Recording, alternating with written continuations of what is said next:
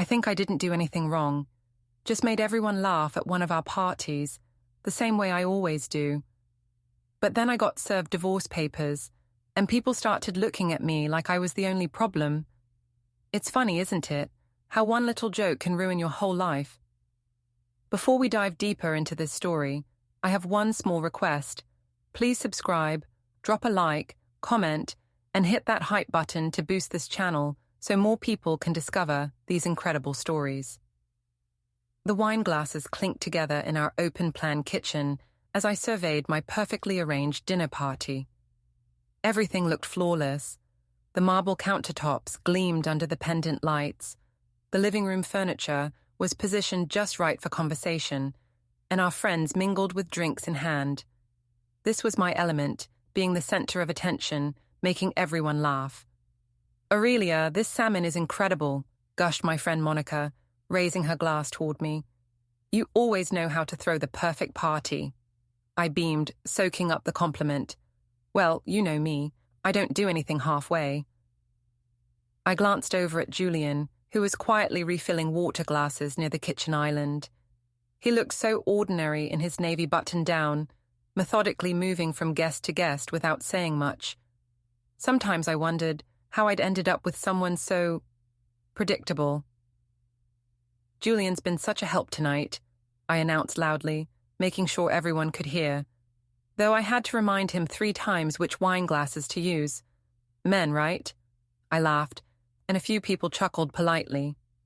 Julian's jaw tightened slightly, but he didn't look up from what he was doing. He never did. That was the problem. He never gave me the reaction I was looking for. "Actually," I continued, warming up to my audience, "I was telling my coworker Evan the other day that Julian's like a golden retriever. Loyal, well-trained, but you really have to spell everything out for him." I took a sip of my wine, enjoying the attention. I swear, sometimes I think I could trade him in for a newer model, and he'd just sit there wagging his tail. The room went quiet. I looked around, expecting laughter, but instead, I saw uncomfortable glances being exchanged. Monica suddenly became very interested in her salmon. My mother-in-law Robin's face had gone pale, and she was staring at me with something that looked like disgust. Julian finally looked up, his dark eyes meeting mine across the room. "Excuse me," he said quietly, setting down the water pitcher. "I need some air." "Oh, come on, Julian," I called after him as he headed toward the back door. "It was just a joke. Don't be so sensitive." But he was already outside, and the sliding door closed with a soft thud behind him. The silence in the room was deafening. "Maybe you should go check on him," suggested our friend David, his voice carefully neutral. "He's fine," I said, waving my hand dismissively. "He just needs a minute to get over himself. You all know how he is. Takes everything so seriously." Robin stood up abruptly, her chair scraping against the hardwood floor. "Actually, Aurelia, I think I know my son pretty well, and what you just said was cruel." She grabbed her purse from the counter. "I'm going to go talk to him." "Robin, please," I started, but she was already heading outside. The party never recovered after that. People made polite excuses and left early, and by 9 o'clock, it was just me, Julian, and our 7-year-old daughter Paula, who had spent most of the evening hiding in her room. I was loading the dishwasher when Julian came back inside, his face unreadable. "That was embarrassing," he said quietly. "What was embarrassing was you storming off like a child," I shot back. "It was harmless teasing, Julian. Everyone does it." "No, Aurelia. Everyone doesn't compare their husband to a dog in front of their friends and family. Everyone doesn't talk about trading their spouse like they're a used car." I rolled my eyes. "You're being dramatic. It was funny." "Was it? Because nobody was laughing." I slammed a plate into the dishwasher harder than necessary. "Maybe they just don't appreciate good humor." Julian stared at me for a long moment, then shook his head. "I'm sleeping in the guest room tonight." As he walked away, I pulled out my phone and scrolled to Evan's contact. My fingers flew across the screen. Same old, same old. Wish you were here instead." His response came quickly. "Bad night." "The worst. Julian can't take a joke, and everyone acted like I committed some crime. Want to talk about it tomorrow? Coffee before work? I smiled for the first time all evening. Definitely. At least someone understood me. At least someone appreciated my sense of humor and didn't make me feel like I had to walk on eggshells all the time. Julian could sulk in the guest room all he wanted. I had better company waiting for me. The marketing firm's open office buzzed with Monday morning energy as I made my way to my desk, coffee in hand. The weekend had been tense at home. Julian barely speaking to me, Paula asking why Daddy looked sad, and me feeling like I was walking through a minefield every time I opened my mouth. But here, in my element, surrounded by creative energy and appreciation for my ideas, I could breathe again. Morning, superstar. Evan's voice came from behind me as I settled into my chair. He perched on the edge of my desk, his charming smile already making my day brighter. How was the rest of your weekend?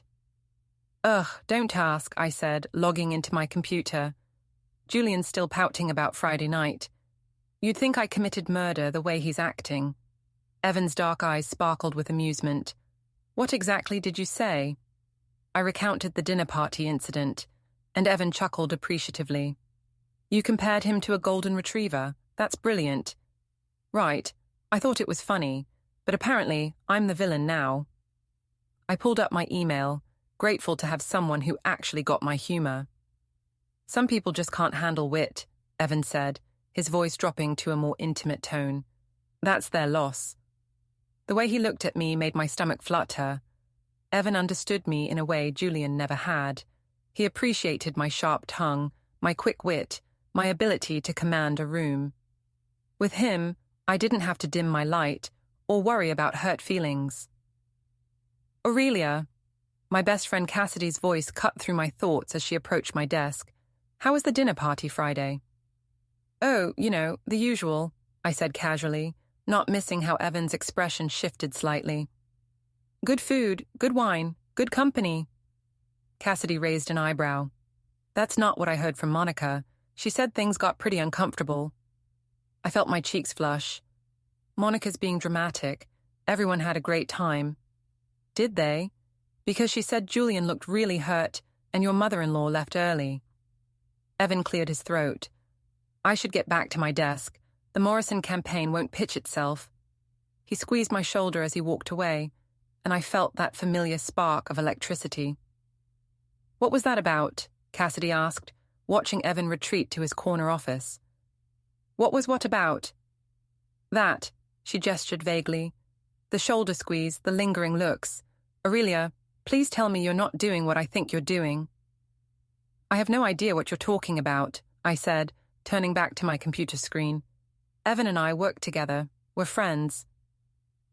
Friends don't look at each other like that. I spun around in my chair to face her. Like what, exactly? God, Cassidy, you're starting to sound like Julian. Can't a woman have male friends without everyone reading into it?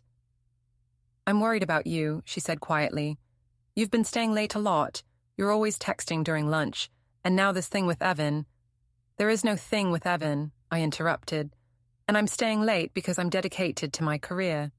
Maybe if Julian understood ambition, he'd get that. Cassidy's expression softened. Aurelia, I love you, but you're my best friend, so I'm going to be honest. The way you talked about Julian at that party wasn't okay, and if you're having feelings for someone else... I'm not having feelings for anyone, I snapped, and I'm getting really tired of everyone acting like I'm some kind of monster for making a joke. It's like you're all jealous that I'm not miserable in my marriage like half the women we know. That's not fair, and you know it. Is it? Because it feels like everyone wants me to be as boring and predictable as Julian. Well, I'm sorry, but that's not who I am. Cassidy stared at me for a long moment, then shook her head. I hope you know what you're doing, Aurelia. I really do. As she walked away, I felt a stab of irritation. Why couldn't anyone just be happy for me? Why did everyone want to drag me down into their mundane little lives? My phone buzzed with a text from Evan. Lunch today? I know a great new place downtown. I glanced around the office, making sure no one was watching, then typed back, yes, Can't wait. At least someone wanted to spend time with me. At least someone thought I was worth pursuing, worth impressing, worth more than just being taken for granted. That afternoon, as I sat across from Evan in the trendy bistro he'd chosen, I felt alive in a way I hadn't in years. He hung on my every word, laughed at all my jokes, and made me feel like the most fascinating woman in the world. You deserve better than what you're getting at home, he said, reaching across the table to touch my hand. You're brilliant, beautiful, funny. You should be with someone who appreciates all of that. Julian used to, I said, though even as I said it, I wondered if it was true. Had Julian ever really appreciated me, or had he just been grateful to have me? People change, Evan said softly. Sometimes we outgrow the people we used to be with. When I got back to the office, Cassidy was waiting by my desk with her arms crossed. 2-hour lunch? She asked. We were discussing the Morrison campaign, I lied smoothly. Aurelia. Cassidy, I love you, but you're not my mother. I can handle my own life. She looked like she wanted to say more, but instead she just shook her head and walked away. I watched her go, feeling a pang of loss, but I pushed it aside. If Cassidy couldn't be supportive of my happiness, then maybe our friendship wasn't as strong as I'd thought. That evening, I came home to find Julian already in bed, reading a financial report. Paula was asleep, and the house was quiet. How was work? He asked without looking up. Busy, I said, changing into my pajamas. The Morrison campaign is really taking off. That's good. The conversation died there, and we went to sleep on opposite sides of our king-sized bed, the distance between us feeling like an ocean. But as I lay there in the dark, I wasn't thinking about Julian or the growing coldness in our marriage. I was thinking about Evan's smile, his hand on mine, and the way he made me feel like I was worth something more than this suburban routine. Maybe I was worth something more. Sunday dinner at Robin's house had always been a tradition in the Vane family, but as I walked up the familiar brick pathway carrying a store-bought dessert, I could feel the tension crackling in the air like electricity before a storm. Julian's brother Dean opened the door, his usual warm smile notably absent. Aurelia, he said with a curt nod, stepping aside to let us in. Dean, good to see you too, I said brightly, determined not to let his coldness affect me. Where's that beautiful wife of yours? Sarah's in the kitchen with Mom, he replied, not meeting my eyes. They're just finishing up dinner. Paula ran ahead to find her grandmother, her small footsteps echoing through the hardwood hallway. Julian followed silently behind me, carrying a bottle of wine that I suspected we'd need more than usual tonight. The dining room was set with Robin's good china, the way it always was for family dinners. But something felt different. The usual warmth and chatter were replaced by stilted conversations and careful glances. Aurelia, dear, my mother Clara said, rising from her seat to give me a hug. You look lovely. That color is perfect on you. At least someone was being normal. I smoothed down my emerald green blouse and took my usual seat across from Dean, next to Julian. So, Robin said as she brought out the roast, how's everyone's week been? Busy at the firm, I said, jumping into the conversation. We landed that big Morrison account I've been working on. It's going to be huge for my career. That's wonderful, honey, Clara said supportively. Dean set down his fork with more force than necessary. Speaking of work, Aurelia, how are things with your colleagues? There was something in his tone that made my skin prickle. What do you mean? Oh, I don't know. Just wondering if you're enjoying the company there. Julian's hand tightened around his wine glass. Dean? No, it's fine, I interrupted, feeling my defenses rising. I love my job, Dean. I'm good at what I do, and I work with talented people who appreciate my contributions. I'm sure they do, Dean said, his voice dripping with something I couldn't quite identify. Some more than others, I'd imagine. The table went quiet, except for the clink of silverware against china. Even Paula seemed to sense the tension, scooting her chair closer to Julian's. Is there something you want to say to me, Dean? I asked, setting down my own fork. Robin cleared her throat. Maybe we should talk about something else. Actually, Mum, I think this conversation is overdue, Dean said, his eyes never leaving mine. I've been hearing some interesting things lately, Aurelia, about late nights at the office, long lunches, cozy conversations with certain coworkers. My heart started pounding, but I kept my expression neutral. I don't know what you're implying, but I'm not implying anything. I'm saying it straight out. You're playing with fire, and my brother deserves better. Dean, that's enough, Julian said quietly, but there was no real conviction in his voice. Is it? Because from where I'm sitting, it looks like you're willing to let your wife walk all over you in public, and God knows what else in private. I stood up so quickly my chair scraped against the floor. How dare you? I have done nothing wrong. If you have a problem with me working late and being dedicated to my career, then maybe you should examine your own outdated attitudes about women in the workplace. This isn't about your career, Aurelia, and you know it. What I know is that you've always resented me, I shot back. From the day Julian and I got engaged, you've been looking for reasons to tear me down. Well, congratulations, Dean. You're finally showing your true colors. My true colors? Dean laughed bitterly. That's rich coming from someone who... Stop, Julian said, finally finding his voice. Both of you, just stop. Paula's here. I looked over at our daughter, who had tears in her eyes and was gripping Julian's arm. Guilt washed over me, but I pushed it aside. This wasn't my fault. Dean was the one who'd started this attack. You're right, I said, forcing my voice to calm. This isn't appropriate dinner conversation. Dean, I don't know what you think you know, but you're wrong, and I won't sit here and be accused of whatever it is you're accusing me of. Robin finally spoke up, her voice shaky. Aurelia, Dean's just worried about his brother. We all are.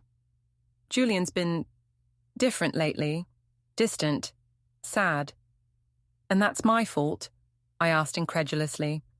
The way you spoke about him at your dinner party was cruel, Robin continued. I raised my son to be kind and respectful, and he deserves the same in return. It was a joke, Robin.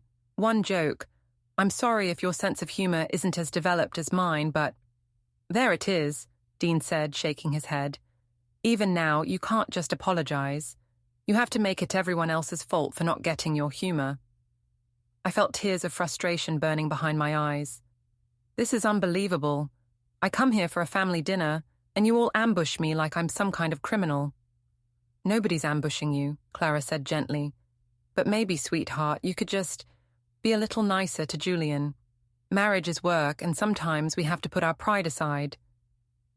It's just marriage, right, Mum? I said sarcastically. These things happen? That's not what I meant. No, that's exactly what you meant. Everyone makes mistakes. Everyone goes through rough patches. But somehow I'm the only one who gets crucified for it. Julian stood up, Paula still clinging to his side. I think we should go. Julian, Robin started. No, Mum, this isn't fair to Paula. He looked at me with eyes that seemed older somehow, more tired. Aurelia, get your purse. We're leaving. The car ride home was silent except for Paula's quiet sniffling in the back seat. When we pulled into our driveway, Julian helped our daughter out of her car seat and carried her inside, whispering something soothing in her ear. I followed them in, my anger still simmering. I can't believe your family, I said as soon as Paula was out of earshot. The way they attacked me tonight was completely out of line. Julian turned to face me, and something in his expression made my stomach drop. Aurelia, is there something you're not telling me? The question hung in the air between us like a loaded gun. For a moment, I considered telling him the truth. About Evan, about the lunches, about the way I felt when I was with someone who actually appreciated me. Instead, I laughed. Are you serious right now? You're going to let Dean's paranoid accusations get to you? But Julian didn't laugh back. His face hardened in a way I'd never seen before, and when he looked at me, it was like he was seeing someone he didn't recognize. Go to bed, Aurelia, he said quietly. I need to think. As I watched him walk away, I felt the first real flutter of fear in my chest, but I pushed it down, the same way I'd been pushing down all the uncomfortable feelings lately. This would blow over. It always did. Wouldn't it? The upscale restaurant buzzed with Friday night energy as our group gathered around the large circular table. I'd suggested this place, Meridian, because I knew it would impress everyone. The exposed brick walls, Edison bulb lighting, and craft cocktail menu screamed sophistication, and I wanted to remind our friends that Julian and I were doing well, despite whatever gossip might be circulating. Monica and her husband Steve were there, along with David and his wife Jennifer, and a few other couples from our social circle. Julian sat beside me, polite but distant, making small talk about work and the weather, while I tried to steer the conversation toward more interesting topics. "So," I said, raising my cosmopolitan, "here's to Friday night and leaving all our troubles at home, right?" Everyone raised their glasses, but I noticed the smiles seemed forced. There was an undercurrent of tension that I couldn't quite shake, like everyone was waiting for something to happen. "Aurelia, how's the new account going?" asked Jennifer, clearly trying to keep the conversation safe. "Oh, it's going amazingly," I said, feeling more confident now that we were on familiar territory. "Evan and I have been putting in so many hours, but it's really paying off. We make such a great team." I caught Julian's slight wince at Evan's name, but I ignored it. If he was going to be jealous of my professional relationships, that was his problem. "That's wonderful," Monica said carefully. "It's so important to have good working relationships." "Exactly. Evan really gets my vision, you know? He appreciates my creativity in a way that—" I glanced at Julian, who was studying his menu intently. "Well, let's just say it's nice to work with someone who's on the same wavelength." The table went quiet for a moment, and I felt that familiar itch to fill the silence, to get a reaction, to be the center of attention again. "Actually, it's funny," I continued, my voice getting louder as the alcohol loosened my tongue. "Evan was just saying the other day that I'm wasted in suburbia. He thinks someone with my talents should be in New York or LA, somewhere that really appreciates ambition." "Aurelia," Julian said quietly, but I was just getting started. "I mean, he's not wrong, is he? Sometimes I feel like I'm living someone else's life, like I settled for safe and predictable when I could have had exciting and dynamic." I laughed, but it sounded hollow even to my own ears.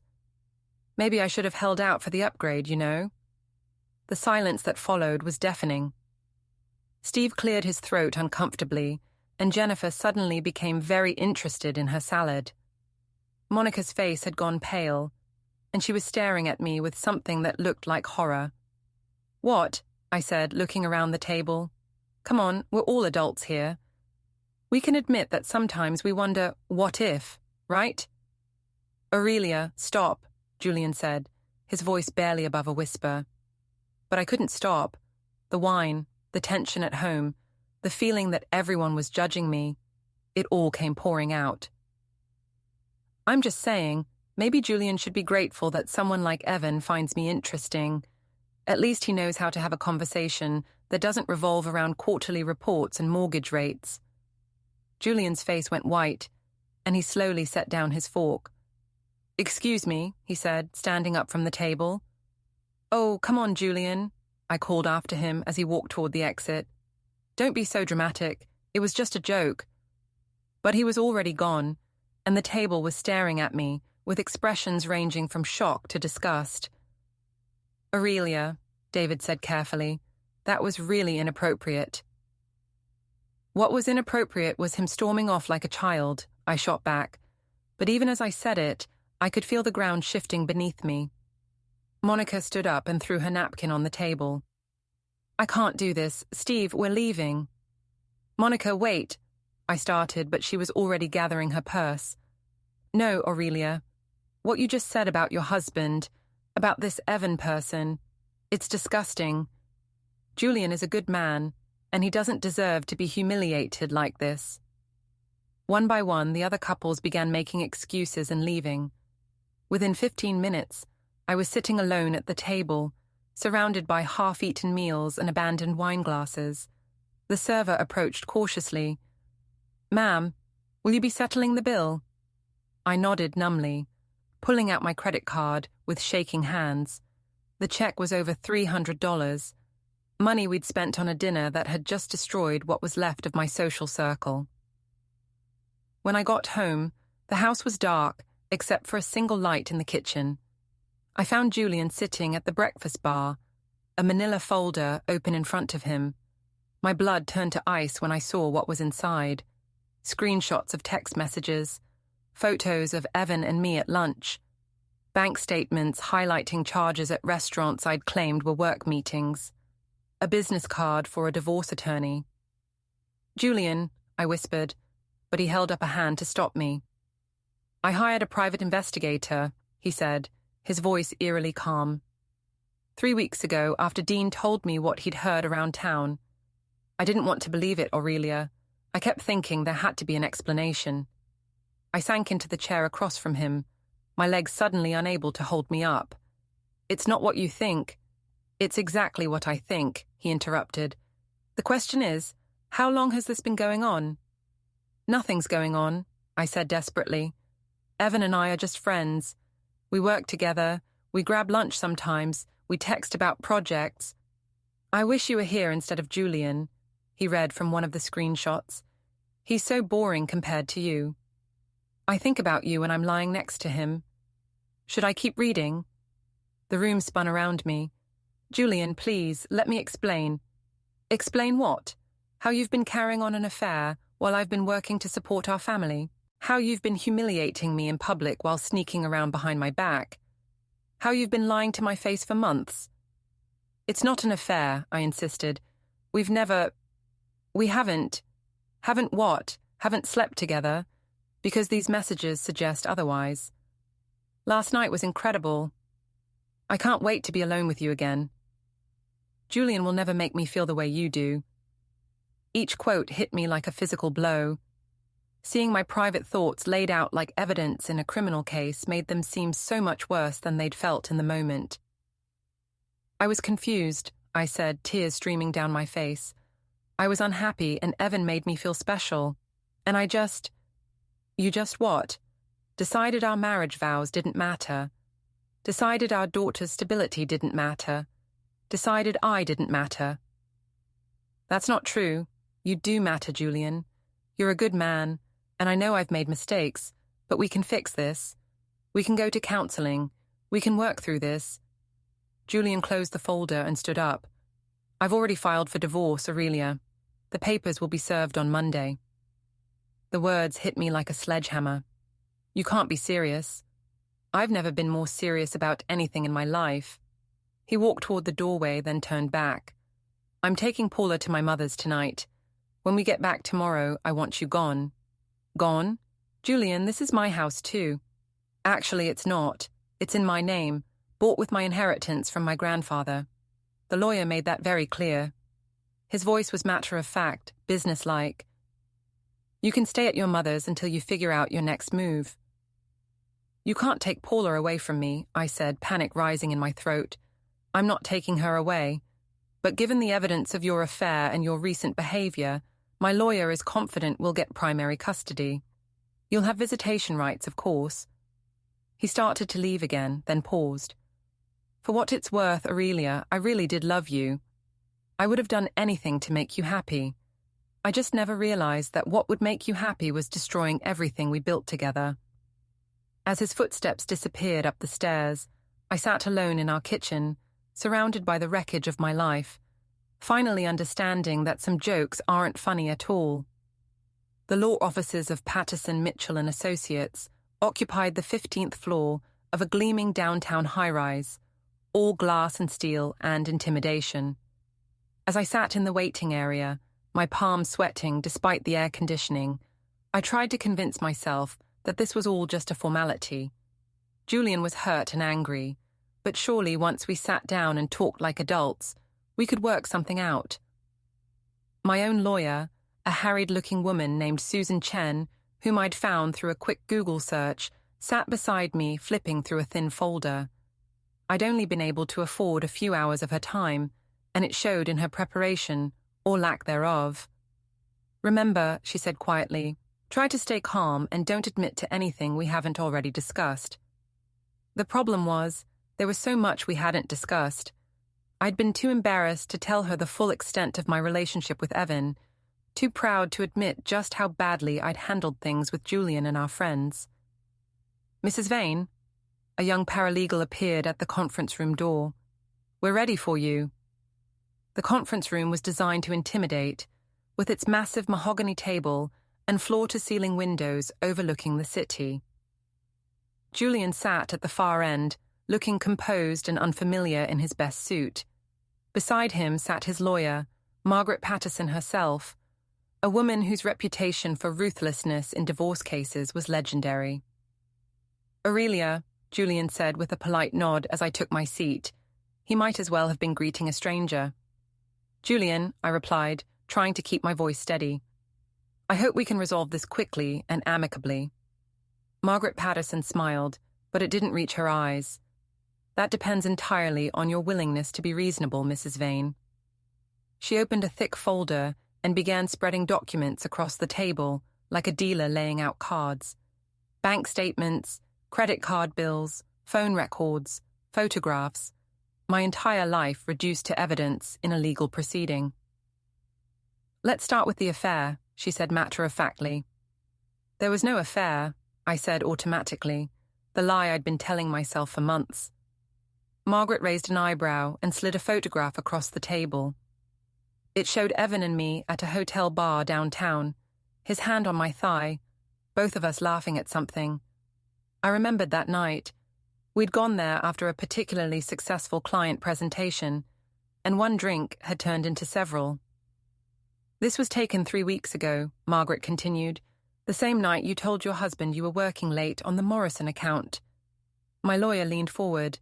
"A photograph of 2 colleagues having drinks doesn't prove—" "You're right," Margaret interrupted smoothly, "which is why we also have these." She produced a stack of printed text messages, and my heart sank as I recognized my own words. Messages I'd sent to Evan during family dinners, late at night when Julian was asleep, during Paula's soccer games when I was supposed to be watching my daughter play. "I hate going home to him," Margaret read aloud. "You make me feel alive in a way Julian never could. I think I'm falling in love with you." "Those are private communications," Susan protested weakly, which became relevant to this proceeding when Mrs. Vane chose to engage in an extramarital affair, Margaret replied. "But let's move on to the hotel records." She slid another document across the table, and I felt the blood drain from my face. It was a receipt from the Marriott downtown, dated 2 weeks ago. The night Evan and I had finally crossed the line, we'd been dancing around for months.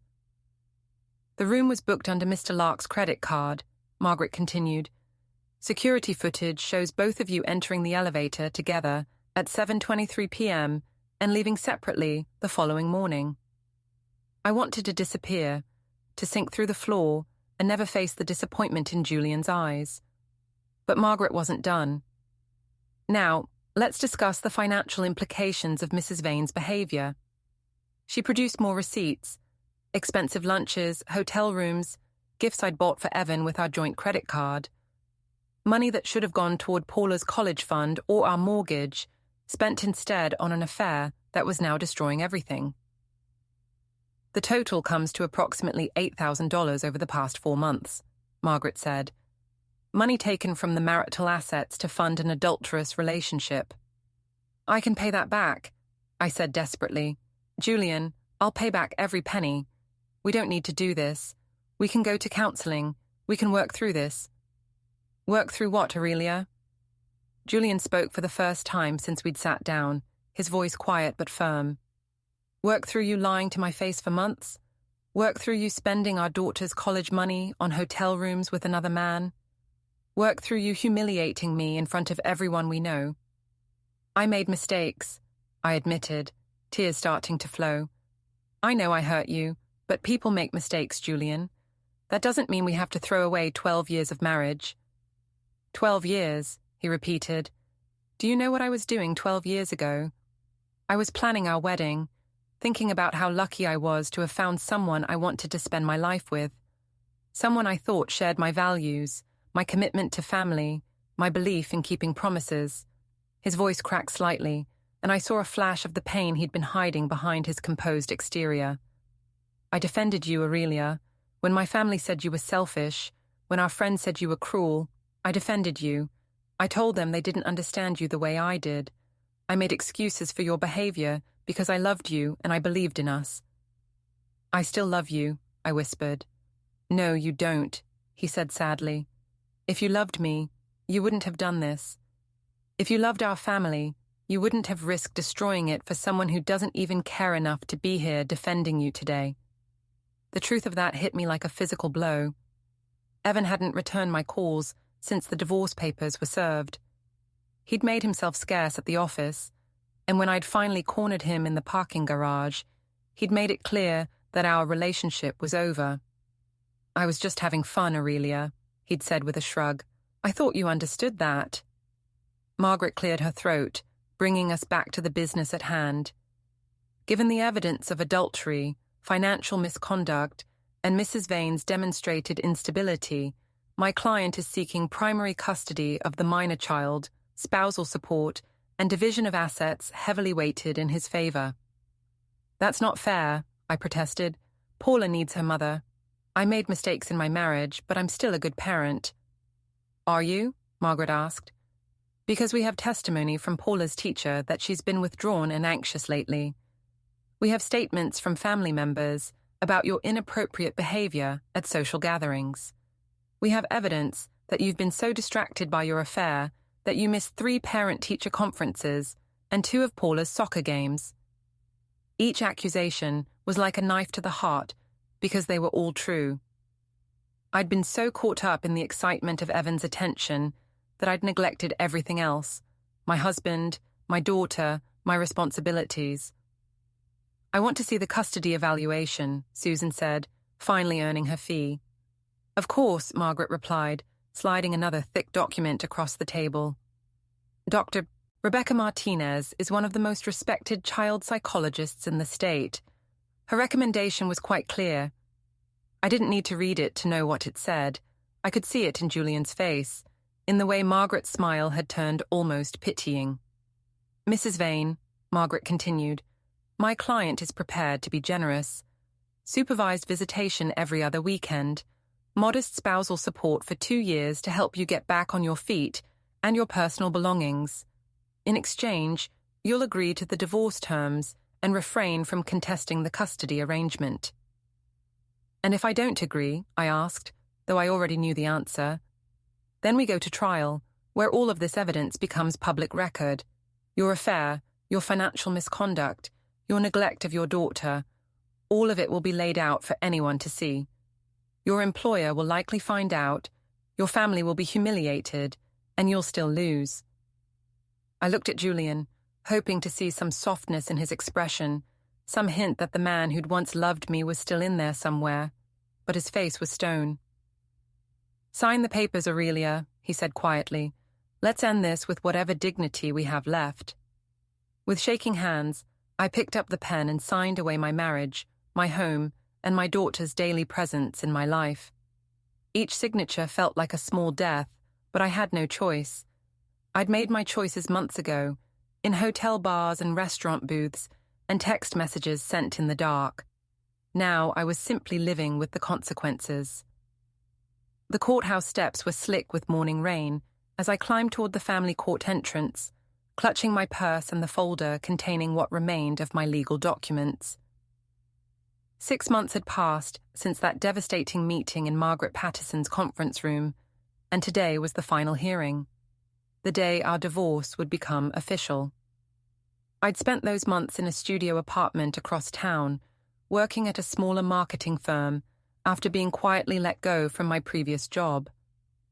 Evan had disappeared from my life completely, transferring to the company's Chicago office without so much as a goodbye.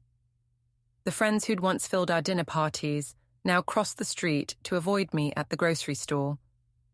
My supervised visits with Paula happened every other Saturday at a community center, with a social worker taking notes in the corner. My 7-year-old daughter was polite but distant, asking careful questions about my new apartment and answering my questions about school with the kind of measured responses that broke my heart. "She's protecting herself," the social worker had explained after one particularly stilted visit. "Children often withdraw when they feel their world has become unpredictable." Inside the courthouse, I found Julian already seated with his lawyer in the gallery. He looked good, healthier than he had in years, actually. The stress lines around his eyes had softened, and there was a peace in his expression that I realized had been missing for a long time. Paula sat beside him, wearing a navy blue dress that I didn't recognize. Robin was there too, along with Dean and his wife Sarah. My own mother sat in the back row, having driven down from Portland for what she kept calling this unfortunate business. Judge Helena Morrison, no relation to the marketing account that had started this whole mess, was a stern woman in her 60s, with silver hair and the kind of no-nonsense demeanor that made lawyers straighten their spines. "This court is in session," she announced as the bailiff called for order. "We're here today to finalize the dissolution of marriage between Julian Michael Vane and Aurelia Rose Vane. Case number 2023, DR 4847. Margaret Patterson stood first, presenting the final settlement agreement that I'd signed under duress 6 months ago.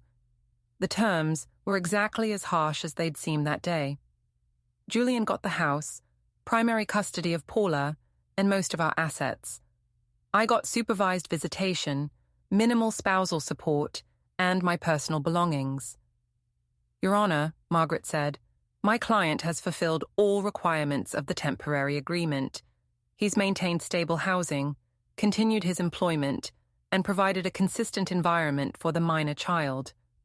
The custody evaluator's report strongly supports making the temporary arrangement permanent." Judge Morrison reviewed the documents, her expression giving nothing away. "Mrs. Vane, do you wish to contest any portion of this agreement?" My lawyer, a different one this time, since I couldn't afford Susan's rates for a trial, shook her head. "No, Your Honor. My client accepts the terms as presented." It was a lie, of course. I didn't accept anything about this situation, but contesting it would mean a trial, and a trial would mean all the evidence of my affair becoming public record. It would mean Paula potentially having to testify about which parent she preferred to live with. It would mean months more of legal fees I couldn't afford, and an outcome that would likely be even worse for me. "Very well," Judge Morrison said. "Before I make this dissolution final, I'd like to address a few concerns that have been raised." My stomach dropped. "Concerns?" "Mrs. Vane," the judge continued, looking directly at me, "I've reviewed the custody evaluator's report, and I must say, your behavior throughout this proceeding has been troubling." I felt my cheeks burn with shame as she continued. "The evidence shows a pattern of deception, financial irresponsibility, and prioritizing your own desires over your family's well-being. Your daughter has suffered emotionally as a result of your choices, and that is unacceptable." "Your Honor," my lawyer started, but Judge Morrison held up a hand. "I'm not finished. Mrs. Vane, I'm granting this divorce and awarding primary custody to your husband. However, I'm also ordering that your visitation remain supervised for a minimum of 1 year, with the possibility of review only after you've completed a parenting class and undergone counseling." The courtroom spun around me.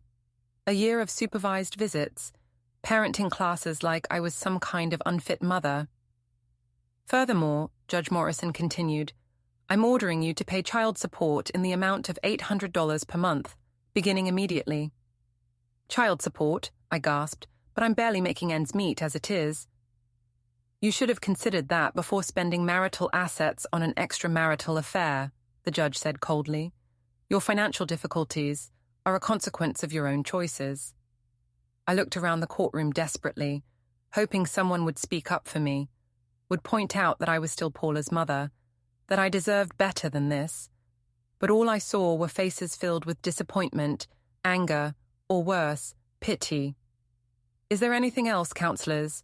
Judge Morrison asked. Margaret Patterson stood again. Actually, Your Honor, there is one more matter. My client would like to request a restraining order, preventing Mrs. Vane from contacting him except through official channels regarding their daughter. What? I stood up so quickly my chair scraped against the floor. Julian, you can't be serious. He looked at me then, really looked at me, and I saw something in his eyes that made my blood turn to ice. Not anger, not hurt, just nothing. Like I was a stranger who meant nothing to him. She's been calling and texting constantly, Margaret explained to the judge. Showing up at his workplace, driving by the house. My client simply wants to move on with his life. I was trying to apologize, I said desperately. Julian, I was trying to make things right. Mrs. Vane, Judge Morrison's voice cut through my protests, you will not address the other party directly in my courtroom. But I couldn't stop myself. Months of regret and loneliness and desperate hope came pouring out. Julian, please, I know I made mistakes, but we can fix this. I'll do anything. Counseling, therapy, whatever you want. Paula needs both her parents. She needs her family intact. Mrs. Vane, the judge's voice was sharp now. Sit down immediately or I'll hold you in contempt. My lawyer grabbed my arm and pulled me back into my chair, but the damage was done. I could see the disgust on the faces around me, the way Paula had shrunk closer to her father, the way even my own mother was shaking her head. Given this outburst, Judge Morrison said, I'm granting the restraining order. Mrs. Vane, you are prohibited from contacting Mr. Vane except through your lawyers or the court-appointed supervisor during visitation. You are not to go to his home, his workplace, or any location where you know he might be. The gavel came down with a sound like thunder. The marriage between Julian Michael Vane and Aurelia Rose Vane is hereby dissolved. This court is adjourned. As people began filing out of the courtroom, I sat frozen in my chair, watching my former life walk away from me. Julian had his arm around Paula, who was crying quietly, into his side. Robin was speaking to them in low, comforting tones. Dean shot me a look of pure contempt as he passed. My mother approached cautiously. Aurelia, honey, maybe you should come stay with me for a while. Get back on your feet. I'm fine, Mom, I said automatically, though nothing could have been further from the truth. You're not fine. You just lost everything because you couldn't keep your marriage vows, because you thought some man at work was more important than your family. Her words hit like physical blows, but I couldn't even argue with them anymore. She was right. They were all right. I had destroyed my marriage for a man who'd disappeared the moment things got complicated. I'd humiliated my husband in front of everyone we knew, spent our daughter's college money on hotel rooms and expensive lunches, and convinced myself I was the victim in all of it. As I walked out of the courthouse alone, I passed Julian helping Paula into his car. She looked up and saw me through the window, and for just a moment, her carefully composed expression cracked. She pressed her small hand against the glass, and I thought she might wave. But Julian noticed and gently turned her face away, buckling her seatbelt and closing the door. As they drove away, I realized that the hand pressed against the window hadn't been a wave at all. It had been goodbye. I stood there on the courthouse steps in the rain, watching my daughter disappear from my life, finally understanding that some mistakes can't be undone. Some jokes aren't funny, and some choices, once made, change everything forever. The hands that had risen that day in court, the judge's gavel, Julian's protective arm around our daughter, Paula's small palm against the car window, they had all risen to say the same thing. I was no longer part of this family. I had traded it all away for nothing, and now I would have to live with that choice for the rest of my life.